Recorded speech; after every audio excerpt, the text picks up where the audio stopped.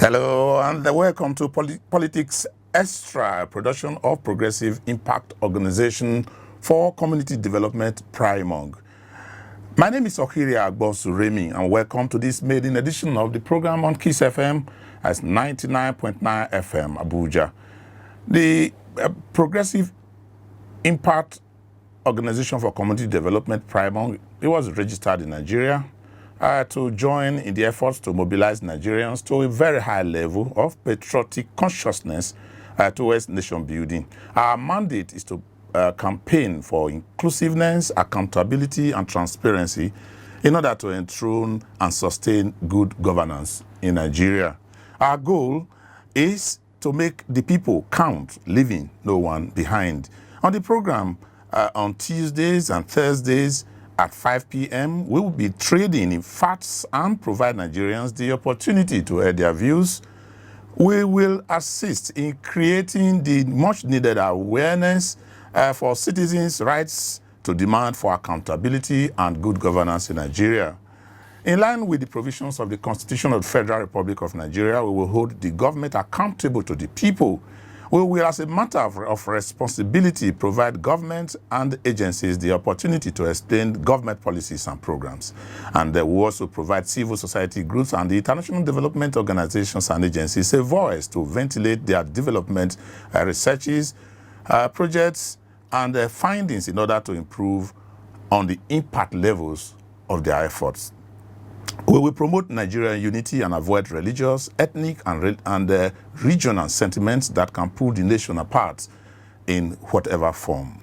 We will promote development issues to impact citizens to think more of patriotism and nationhood rather than political cleavages that have primordial affiliations. We will honor and respect feedbacks and opinions as well as suggestions that are in line with our core mandate to promote accountability, transparency, and good governance. Join us on Tuesdays and Thursdays at 5 p.m. on 99.9 KISS FM Abuja, just as we're flagging up today. And on today's program, we have as our guest Mr. Festus Keyamo, a senior advocate of Nigeria and the director strategic communications of the Muhammadu Buhari Campaign organization.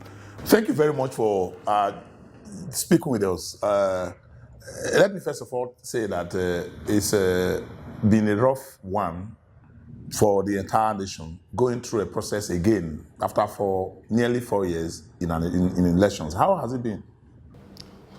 Well, we are just getting ready behind the scene because INEC has not officially lifted the ban on campaigns. Yeah. So what we are doing is just getting ready behind the scenes to let Nigerians know at the end of the day who would lead them for the next 4 years to canvass for their support and their votes. We have a situation in Nigeria where almost every citizen that is of voting age appear to be thinking, who do we really vote for? So many issues have arisen over the years, not just these past 3 years. Some people think that elections are not as good as what they ought to be. Yet we have major participants. We have persons of high integrity like the President Muhammadu Buhari. We have a lot of... what do you think about the process? Can Nigerians put their hands on their chest and say, we indeed vote under the system that we have? Are you satisfied with the system? There has been a lot of progress. If you consider where we are coming from, in terms of letting votes count, allowing the votes of the people count, we have come a very long way. If you remember what happened in 1999, what happened in 2003, what happened in 2007, I mean, these were some of the worst sets of elections conducted in the history of Nigeria. And so if you look at where we are coming from, and this is a period, I just want to let Nigerians know, and we are going to come to that later. This is a period where the person who wants to challenge Buhari now to the presidency, this is a period where he reigned supreme as vice president. This was a period where they conducted some of the worst elections in the history of Nigeria. So that is their record. It was immediately they left office that the record improved a bit in 2011 until one of the most free and fairest election we had in 2015. So you can see that it was immediately after that set of people left, the Obasanjo article, those people meeting and endorsing themselves now. The moment they left, then, elections began to improve in Nigeria. So it's likely we're going to have a slump again if you have these people back in power. That's true. We're going to have a slump again if we have. So we have made great strides.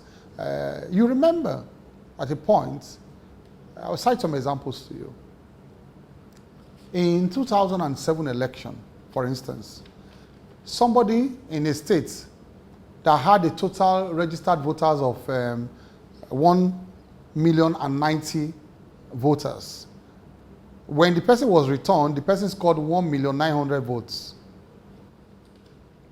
And when INEC announced the result and they pointed it out to INEC the next day, and they said, this person, look at the total number of registered voters. The total registered voter is 1.9 million, 1,090,000 voters. INEC quickly reversed the figures immediately and said, no, it was a typographical error. They meant to say, so people now said, even if you meant to say 1,090,000, you mean everybody that registered voted. There was no absenteeism and all of that. Remember in Bras local government area too, in 2007. You remember the scandal of Bras? In Bras local government, that was in 2003. Bras was in 2003. 75,000 people voted, registered to vote in Bras local government. All the 75,000 voted. No sick person. And all the 75,000 voted for PDP. All the 75, there was no one vote for any other party.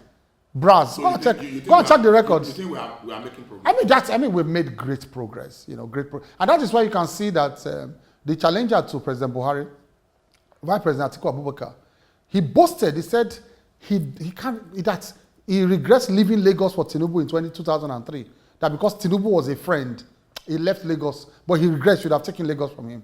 That is where we are coming. That's where we are coming from. An era where people sat down, decided. Yes, that is all. That is the same mentality. So the problem is that they are deceiving those people who are who are 25 to 18, who are just registered. Those people who are 30 to 45, and those are some of the critical voters we have. They are shielding this kind of history from them. We are here to tell them this type of history. They are shielding this history from them. That's where we are coming from. Because you also admit that it was the good elections that happened in 2014, 2015 that was conducted under the PDP that enabled the president to win. No, but there were great reforms that were made because of consistent and persistent opposition position. They made the reform. It was the parliament. It was consistent opposition. Yeah. We sustained the opposition. We kept crying to the international community. They were forced to. The world is going through reforms. We forced their hands. If not, at a point, Yar'Adua had to apologize to Nigerians. A president apologizing as to the way and manner he emerged as president. He said he is sorry about it to Nigerians. And he knew. That's where we are coming from. Of course. So if you juxtapose that with what you are saying now, you should understand and admit we have made great progress. Okay. And the progress started when Atiku and Obasanjo left power. I want Nigerians to remember that. Okay. The progress started. Let's take a look at the elections that brought in Muhammadu Buhari as president. A lot of promises were made. Nigerians, many of them, and I know you would not want to discount any of them, are saying that many of the promises have not been kept. Is this a source of worry that you are going back to the people again? When you said many, it's important you begin to list them, because people we go away with the impression now that really the premises have been so flouted and they have been so ignored and all of that. Promises were made just like on a campaign trail. On a campaign trail, you will make projections. And the projections are normally made based on the fact that you assume that when you get into government, there will be some sanity in terms of the books you meet, the finances you meet, and all of that. They are always based on those presuppositions. Because, of course, opposition will not have access to government, papers, the books and all that. And when you get into government, you see the books that they left behind. totally messed up. Should the president not have quickly gotten back to the electorate to say, look, we promised that this was what we were going to do? But that was what they did. They told the electorate immediately. I'm sure you heard a lot of, briefings by government as to one, the monies that were stolen from the public coffers, the Dazuki money, the money they stole from CBN, and the vice president said it openly that they opened the treasury of CBN. Okay. And in one week, I can't was the amount, $100 and something million was just taken out of the treasury, just like that, for elections. So Nigerians were briefed as to what they met. Nigerians were also briefed as to the drop in oil prices. Nigerians were briefed as to the depletion of our foreign reserves. Nigerians were briefed as to the drop in our oil production, apart from the prices. Nigerians were fully briefed, and they told Nigerians that, look, we're going to pass through tough times, but we're going to, sail through. And that's what they did. Let's leave the promises that require, maybe, I know all promises will require some measure of funding. But take note that in the midst of all of this, progress was made, and we'll come to that. Yeah, achievements, great strides. We'll come to the achievement. We are looking at the challenges. Yeah. There are certain of the promises that were made, clearly. If you take a look at the manifesto of the APC, the number one item there was restructuring. That the Nigerian Federation, when the APC gets into government, they will look at Nigeria. It is because they believe that Nigeria was not working. But none of that promise has been kept. APC? Yes. So you don't know they set up a committee on restructuring? Oh, you are talking of a committee that was set up. I'm talking of the one that is headed by the Kaduna State Governor. Yes, it's a panel on restructuring. Is that still working? No, they have submitted a report. Oh, you don't know? No, I know. Where is the report? Where is the action? But it goes through a process. Look, don't forget that there's been turbulence in the last few months between the executive and legislature. In the next couple of months that is remaining in this administration, this president, this APC government, as it stands now, President Muhammadu Buhari can still restructure Nigeria. Is that what you are talking about? And this is a collective decision. You see, we still have this mentality of one person gets up to say, I will restructure. And that's what they've been using to deceive Nigerians. The opponents of Buhari, they are presenting a facade to Nigerians as if they are some kind of all-powerful president. They will just get up and restructure Nigeria. Restructuring means a lot. There will be a lot of inputs. You go around the country apart from this setting up committee and doing report, what has Muhammadu Buhari and the APC government done to take practical steps towards restructuring? But I've just told you. You're answering the same question over and over again. I'm shocked. Nigerians that have not seen. I'm just shocked. Apart from set up a committee. No, you mean they will just get up, restructure. They will not go through a process. Which process? Where are we? Have I not told you something now? You are running away from it. No, it's not running away from it. It's just that if that report is submitted, if that report is submitted, it goes through a process of debate. They bring other stakeholders in. Do you have input into this? And at the end of the day, they will forward it as a kind of bill to the National Assembly. That I don't know. I don't know the process. But at least you should acknowledge that a report was submitted by the party that made that promise. Let me put it succinctly. In the way that I have gauged the minds of those who are observing this process you are talking about. Yeah. Like it's one that is hypocritical.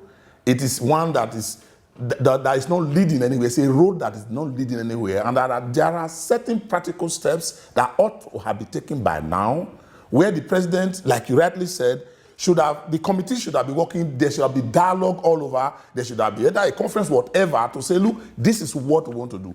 What is being said is that there's really nothing on the table. Both sides are accusing themselves of hypocrisy. Show me one memo that Atiku forwarded to Obasanjo or the National Assembly when he was vice president or restructuring. No, let's talk about. No, show me one. Because we are in the race. We are in a race. We are in a race. We're actually talking about this promise. Yes, we are in a race whereby I run on my record, you run on your record. We still have time to go. We have just submitted a report a few months ago. Somebody was there for 8 years and is coming to mount restructuring now.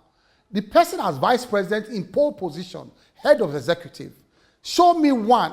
It's a challenge I am challenging now. Acknowledge received by Obasanjo at that time to say, Mr. President, we need to restructure. Show me one public lecture delivered as vice president to say, I am pushing. No, hold on. Let me finish. I am pushing for record. Let us assume that so you should know that we are better now. No, because a process has started now. Let us even assume that they failed. Yeah, as they failed, they should not come and sell a dummy to Nigeria. But we have started a process. Let us even assume that they have failed. That was why Nigerians said, look, we wanted Muhammadu Buhari for a change. Which is what we have started now. You have seen the report. I go back to that same question. Yes. The question on the minds of not just Atiku Abubakar and his team, Nigerians who are observing this process are saying there's no takeaway. They are saying it because the opposition is saying that it's hypocritical. The opposition that is saying it, ask them. Show me one memo by the candidate of the PDP, now when he was vice president, that he raised the issue of restructuring, that they must. Okay, let me ask you on your... We have started the process. Mr. Keyamo, let me ask you on your honor. Do you believe that the restructuring this APC government has started, it has the capacity of reaching a reasonable level before the end of these 4 years of this administration? I don't know. There's no basis for me to believe or disbelieve. There's no basis. All I can report is the process I have seen. There is a report, a committee was set up. The party promised we will restructure. The committee was set up, a report has... What goes on after that, I cannot sit down here and speak on behalf of 14 million members of the party. I cannot. But Nigerians should know that a process has started. Okay. But people who are accusing us because we are in a race, so we should never ever take these accusations, in isolated form. It is vis-a-vis the person I'm running vis-a-vis the person I'm running against. If you want to talk about record of performance of government, go and be asking presidential spokesman. I am here for a race. And the race is me and you. So when you talk about me, I talk about you. You can be sure that when all those things that they say in America, we are not in America. Yeah. That if you go high, I go low. No, we don't do it here. I'm saying it quite clearly. If you go low, for people to understand me, I go low too, so that people will understand what I'm saying. So now you go high, I go high. You come low, I come low, so that people will understand where you are going. Now let's talk. You have read out about 64 different achievement points. Absolutely. That the president has. That Nigerians should, in spite of what they consider to be slow in the achievement, they should critically take a look at this, and they should not take it for granted that things have not been achieved. You mentioned so many things: economy, security, absolutely, and all those issues. Now, how will these tell on the minds of Nigerians as you tell them to come to vote for you again? Well, it's just to also let them understand that all of these were achieved under very difficult circumstances. We're not running away from that fact that there was a slump in the economy. But anybody who comes to tell you, like I said, we are in a race, so nobody should shift me away from what happened before we came in. Yeah. You see, anybody that comes to tell you that the problem started immediately Buhari entered and he caused all the problem, the person is just being mischievous. In fact, Nigerians will laugh at you. Because market women now understands exactly what happened at the time they handed over. And what happened? At that point, the government was already borrowing to pay salaries. So all those issues they said that they left an economy that was biggest in Africa is the biggest lie of the century, biggest lie of the century. Because at that time when they said biggest economy in Africa, it was just that prices of oil went to an all-time high and production went to an all-time high. So at that time, the earnings went to an all-time high. So they now say biggest economy. That's the meaning. That's the meaning. So people should not understand that, should not think that it was some complex, mercurial business thing they did to boost the economy. No, nothing. There was nothing. Look at all the reports that came in at that time, why Nigeria became the biggest. It was just oil prices that went up. Nothing better. And it was not an inclusive growth. Economists will tell you that for you to really be a big economy, the growth must be all-inclusive. The agricultural sector will go up, solid mineral will go up, everything will grow at the same time. Not that one sector goes up and then the thing drops and the nation drops too. So nobody should even go there. Because right now, you can see the report today that came out now, that Nigeria, in the true sense of the word, the true growth that is happening now, Nigeria is now the leading economy in Africa. I hope you saw the report today that came out by, what's it called, this famous international group that came up today. So, therefore, what they met in 2015 was the most debilitating conditions, one of the most horrible conditions. Nigeria's poverty index 53.7%, and that the Nigeria is the capital of poverty in the entire world. It's abstract. It's not taking. No. It is correct into the sense that there's still poverty. But to pull people out of poverty takes time. India started their process in the 90s. China started their process in the 90s. Now, how was it achieved? They took time to invest in critical infrastructure, because you must invest in critical infrastructure. What is pulling people out of poverty? People think that pulling people out of poverty is to make sure that everybody just having fat money in their pocket. No, it's to make sure that people, as much as possible, the majority of citizens have access to the basic necessities of life without much ado. One, rail, roads, power. Everybody, poor people should have access to all of this. Not that power should be only for the exclusive for the rich, and it should be at minimal cost. Okay, and then they should have access to good infrastructure, social infrastructure that they can all enjoy, and all of this must provide employment. The rate at which you create jobs must be almost commensurate with the rate at which you churn out those who want jobs. By graduates, artisans, skilled labor, they must be almost commensurate, or the disparity will not be so much. What we have now is that the disparity is so much, and I admit that, but it did not start yesterday. It did not start 3 years ago. It was a build-up. It's a build-up, because if you look at the rate at which unemployment has been rising, it did not start rising 3 years ago. Somebody will say it's an all-time high. No, go and look at the statistics. In fact, in 2012, let me even tell Nigerians, and I want them to Google it as I speak.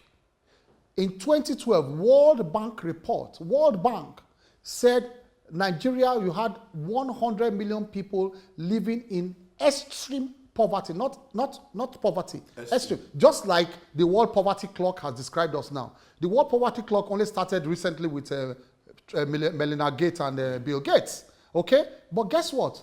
In this year, they put it at 87 point something million. Less than what happened in 20. But I'm not going to sit here to start massaging our ego that it is less. No. We have a problem. 8,700 is a high figure. These are high figures. I'm not going to start comparing poverty. No. We all need to face it drastically. And that is where... Has President Buhari done enough? That is where he has started now. Yeah. We are back to the most critical part of growth that they ignored for 16 years. This is the part of growth is this. Monies you get, conserve them. Drop recurrent expenditure. Don't raise it. Drop it. Increase capital expenditure. That is the only way to ensure growth. The first time in the history of Nigeria, we have achieved 30% in investment in critical infrastructure, in capital projects. Before, they were achieving 10% in budgetary releases, in actual releases, not budgetary provisions. Budgetary provisions are different from budgetary, the cash-backed releases, provisions, I mean. So that is what is going on now. In 2016, 1.2 trillion was released. In 2017, 1.5 trillion was released. And that's 2.7 trillion, highest ever in the history. And that, if you look at the GDP that went up in the first quarter of 2018, it was as a result of the investment, those releases, that the GDP rose immediately to almost doing 2%. So the president is actually doing well. That is the part of growth. And that's what they are not happy about. Let me come to your core area. Yes. Your area, as it stands today, is to sell the president to Nigerians that he's capable, he is strong enough, and he has the mental capacity, and he has a dream. Just to tell them the truth. The truth. And deflect the lies. Let's take a look not to sell as much. Let's take a look at the Atiku challenge. Some persons have said that there's jitters in the camp of the APC. Is the president disturbed? Is he worried? You see, when you use dramatic words like disturbed, jitters, and all of that, it makes us laugh, because we should take every opponent seriously. So I want to hear such words. Are you taking them seriously? Yes, we are taking them seriously. We are taking Mogalu seriously. We are taking Showore seriously. We are taking everybody, all the presidential aspirants. We are taking Obieze. I believe in the context of the Atiku Abubakar, why I'm narrowing down to Atiku Abubakar is because of the events that preceded his emergence. We have a lot of people, top members of the APC, the top leaders of the National Assembly, a governor or two. We have people who have been former governors. All of them, within a short space of time, moved out of the APC. And then Atiku Abubakar, that's where people say the Atiku Abubakar challenge. Is the president disturbed that those who should have stood by him to fight, to work very hard, to campaign hard, have all defected? That is the question. That's why they say the Atiku, is he disturbed by it? They are disturbed by us because we gained more between 2015 and 2018 in terms of defections. It's a matter of harvest. Harvest, I harvest. Harvest, I harvest. That's what happened. Since 2015 and now, if it's just that ours, the ones that moved in the opposite direction happened within a space of time, short space of time. So it appeared like it was Armageddon because it appeared within. But take statistics of those heavyweights who crossed between 2015 and 2018. Both senators, former governors, former legislators, former party, former bigwigs, all of them, just take all of them together. You'll see that we gain more. It's the timing, that's all. In the East. When you see Saraki, Dogara, Tambuwa, Kwakwaso, all of them within this short time. That is all that happened. We gained more within a long period of time, within 3 years period. So we have gained, and then we gained more in critical areas where we didn't have strength. So that is people should understand this difference. It was areas where the president was perceived to have been weak that we now gained more. In the South and the Southeast. Look at the heavyweights in the Southeast. Former Governor Jim Mumbodo, former Senate President Ken Namani, Senator, look at Ayogo Eze from Anambra, from Enugu. Look at Senator Hope Uzodinma. Look at the list goes on. Big weight, big boy. Oji Kalu, former Governor Oji Kalu. These were everybody against the president in 2015. All of them were against the president in 2015. Look at the big boys in the East alone that came in. In the South side, you have Gospel Akpabio, you have Oduagan, former Governor Oduagan. These were immediate past governors who campaigned against the president just last year. Just last term around. These are big names. I mean, Yoruba land, of course, Yoruba land is empty already. It's empty of PDP.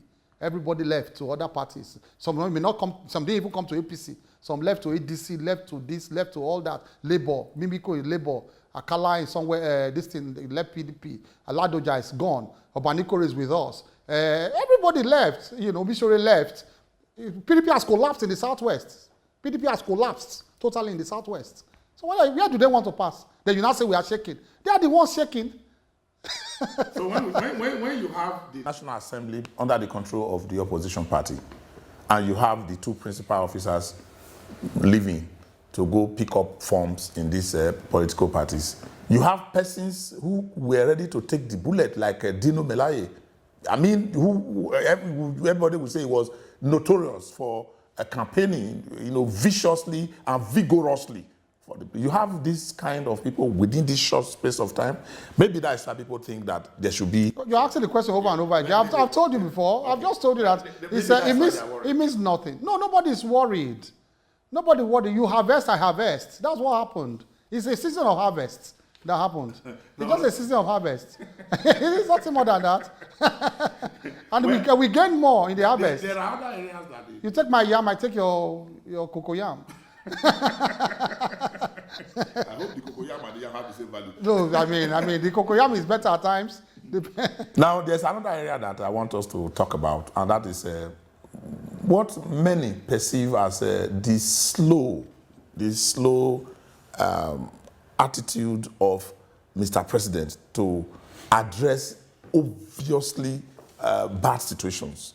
You have aides who are, I will not say they were legally indicted, but people talk about them. In fact, in one case, the former secretary to the government federation, the president deemed it fit at some point to say, look, excuse me, because this is much. We wasted a lot of time before the former finance minister decided that I'm going to go because I jumped NYSC. What's a lot of time? That is the context in which you are putting that is wrong. When you say a lot of time, what's the time frame? No, it was things that can be done overnight. No, not overnight. It took some time. No, things that can be done. What's the time frame? Let me tell you, something that can be done within 3 days. No, if you spend 3-4 months. How do you know? No, it's very easy to know. No, let me tell you how.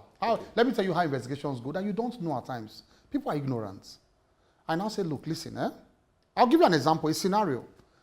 something they said was forged, a certificate. Yes. I'm not saying this is what happened, but as a prosecutor that have worked with investigators, I just want to let you know this kind of scenarios that arise at times. Yes. Because I won't talk about 2 months. 4 months. No. From when it broke. No. Before she resigned, it was 2 plus. It didn't get to 4 months. From the time that Premium Times first reported it. No. It didn't get 4 months. It wasn't 4 months. It wasn't 4 months. But let's even assume. I want to assume it is 4 months. Now listen. 4 months in the period of in the context of investigation, a thorough investigation is not a long period at all. For people who don't know, but they think that I'll explain. They think that the president will just pander to public outcry. A president does not behave like that. In fact, if you pander to public outcry, you are not fit to be president of Nigeria, because you must give everybody involved a fair hearing. I'll give you an example. I was coming to the example of this. You say somebody maybe forged a certificate. You now call for them to bring in the report, the agency involved. The agency involved now goes through their records.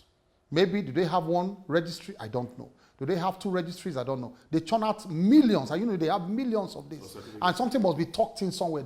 So maybe it takes 1 week. Let's say it takes 1 week to do that, because they do it manually. These things are not loaded in the system. So you get into the dark room, who bring out one this year own and all that. So it takes 1 year, 1 week. And you come back by 1 week and say, look, Oga, we couldn't trace a copy of that certificate. And it's okay, maybe there's a mistake, we didn't file it.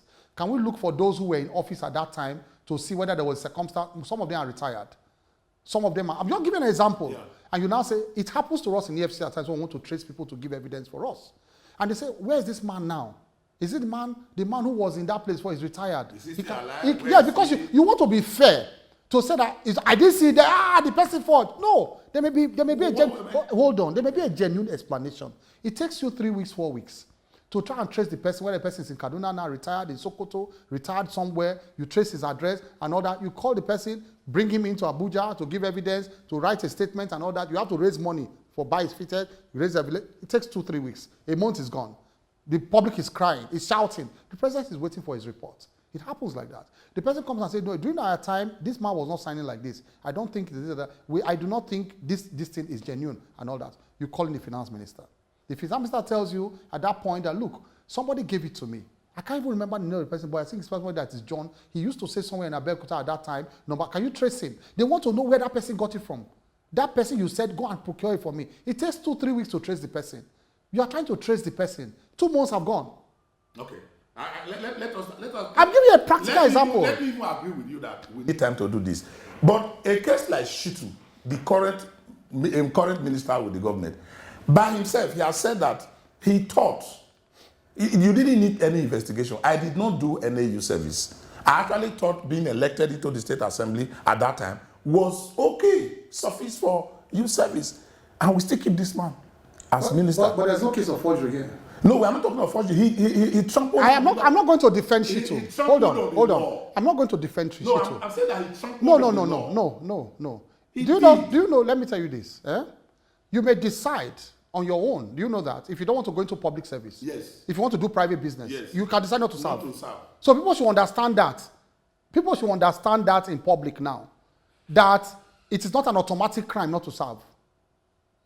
So there's a lot of public sentiment. Like I said, I am not going to defend Shitu. I'm not a lawyer, but can that be correct? I don't want us to go into the details, but can that be correct when even the private companies in Nigeria, yes, or private firms, like in your law chambers, yes, here, you are not obliged to employ somebody if he has not done your service. The point is that if the person wants to go into a private, I'm just telling you that it's not a crime.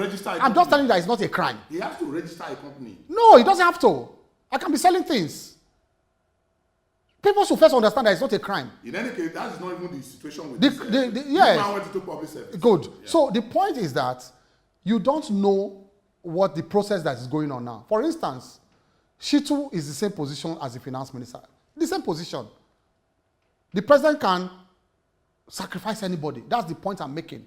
It's not closer to the minister, to the president, than the finance minister was closer to the president. He's not as closer. There's no evidence like that. So why are we not patient to say the process you go through? Okay. The process, it may not be this kind of hoopla. It's the same thing I told somebody on set when finance minister was still in office then. I was in this kind of interview When I told the interviewer, at that time, I think it was in one of these popular TV stations, and I said, look, be patient. The process will go through, and the results will come out. I saw something in the papers today. Are the public impatient? It's sometimes, because, but rightly so, and justifiably so, because we want good governance. We want people, and I hail the public, I hail Nigerians for being impatient. It is good as a way to push government. To take action. Yes, and we must continue to push government like that. The impatience is good. The impatience is good to push government to take actions. Now, I will ask this question against the background of, with all due respect to you and the Mr. President, I am not also alluding to I'm not entertaining fears that the president can win this election. Like we are very optimistic he's going to win the election. We heard the former president, Goodluck Jonathan, say, look, and the president, Muhammadu Buhari as president has also said so recently, that he would want a violence-free elections and that it is not worth the violence for him to win any election. Now, what's the attitude of this man you are working for towards any result that may come out of this election? What is his attitude? Is the president, for instance, in a position to say, look, even if I lose the election, I get out, it doesn't matter anything, I'm not desperate about it? What attitude does he present to you? Does he, even in public, does he look like a desperate person? Because first of all, let me tell you people who are desperate. People who are desperate are people who want power for personal gains. We all agree. The world has agreed. The opposition has agreed. Everybody has agreed that there's no personal gain to the man. You are accusing those around him, all those nonsense they say. Nobody, even cannot come and say you are stealing money. Nobody can say so. So first of all, you know that this is a person that has no personal gain, other than altruism, other than patriotism. Once you know that that is the case, the 90% of that your question is answered.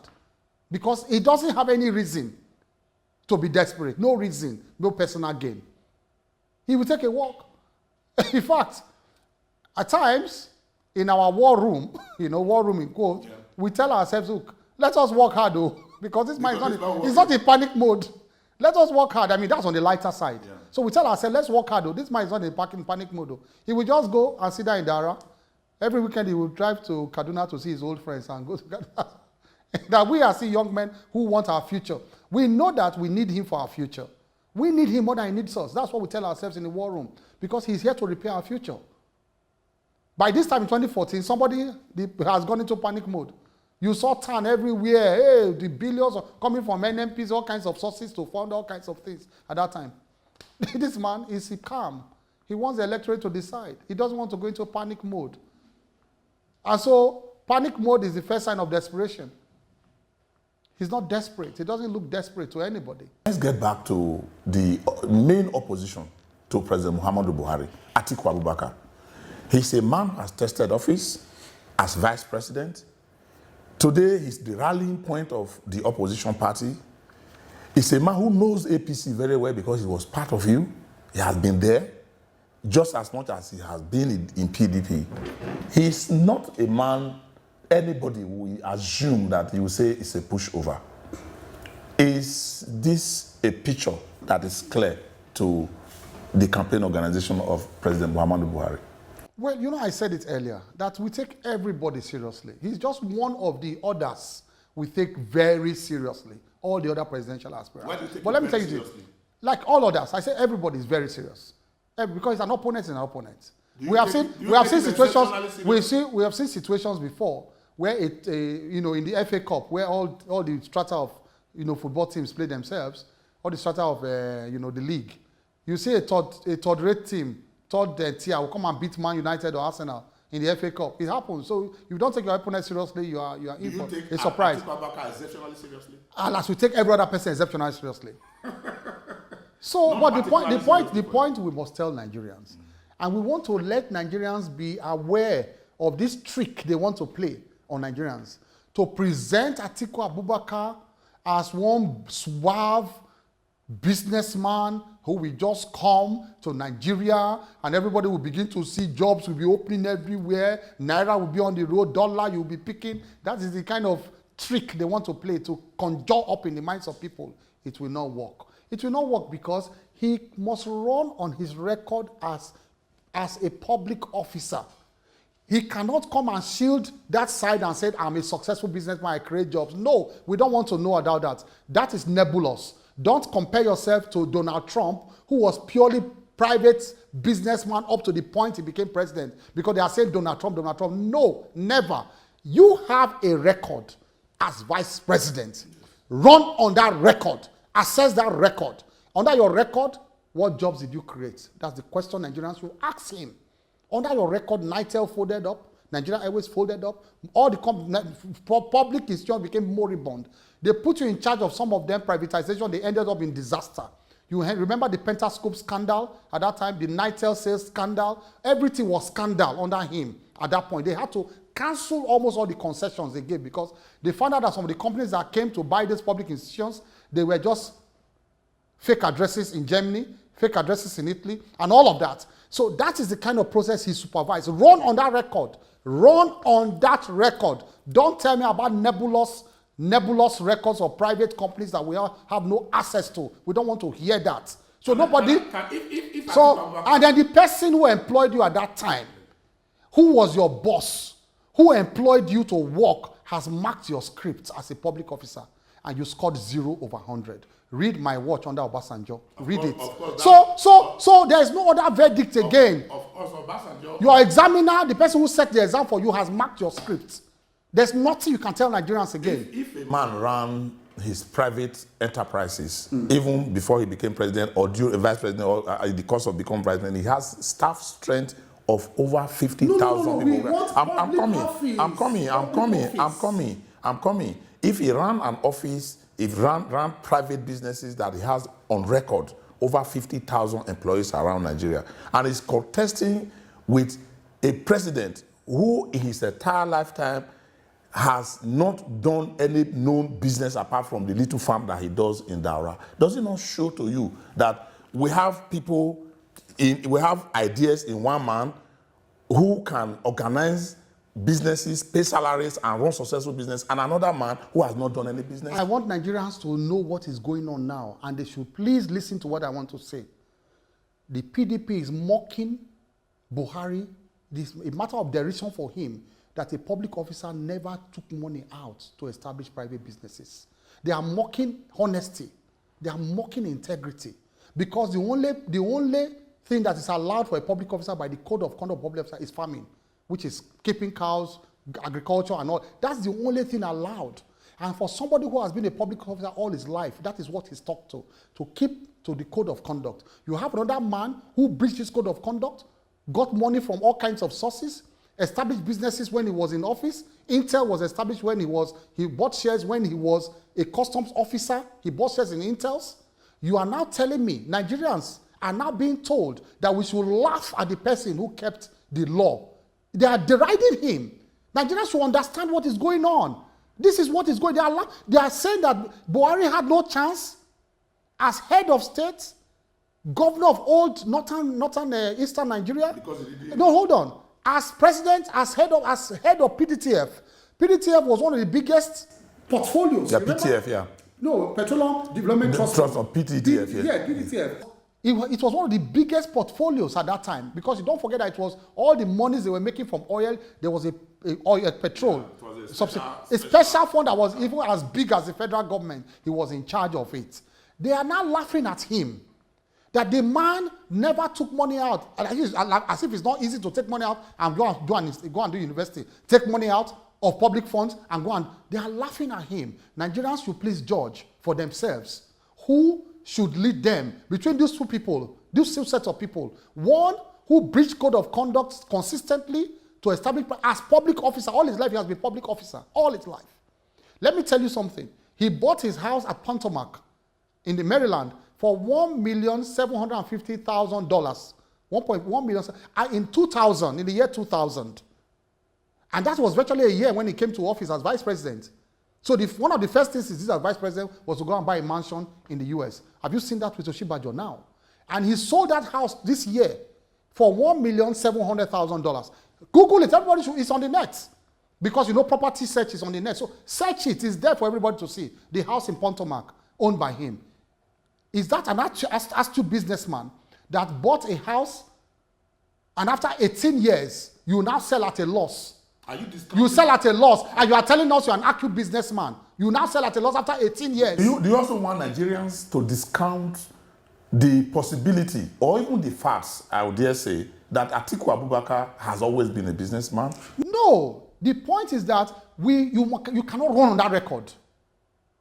You can, because if you have not been in public office, it's a different thing. What you are seeking to do now is not private, it's public office. And you have a record in that public office for 8 years. So why you run away from that record to the private business? Is it the private business you're going to run now? You have that record. You must run on that record. You can't run on promises. He's cleverly trying to run on promises. No. We cannot allow Atiku Abubakar to run on promises. It's record against record. It's record against record. Are we fair? Are we going to be fair to Atiku Abubakar to juxtapose his records and his achievements as vice president to the records of a president? But he's claiming those records. He's claiming those records.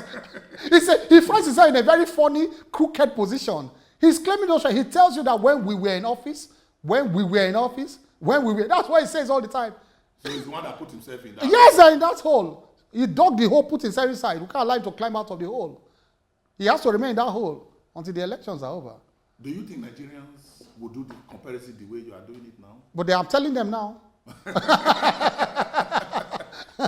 Thank you so much. Thank you very much. Thank you.